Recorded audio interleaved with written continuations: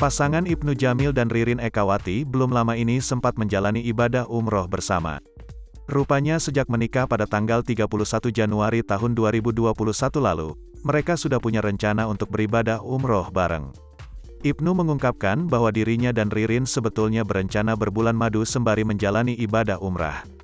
Akan tetapi, rencananya tersebut tertunda lantaran pandemi COVID-19. Karena itulah, Ibnu Jamil bersyukur karena rencananya tersebut akhirnya bisa terrealisasi kemarin. Ia pun menyebut, jika dirinya tak menolak bila nantinya langsung diberikan momongan sepulang umroh kemarin. Alhamdulillah dikasih kesempatan rejeki, nikmat sehat, iman, masih bisa disuruh datang ke rumahnya Allah dan Nabi. Amin, istri hamil, ujarnya. Perjalanan umroh mereka makin spesial lantaran dilaksanakan di bulan Ramadan. Ibnu mengaku sangat menikmati pengalaman berpuasa di Arab Saudi.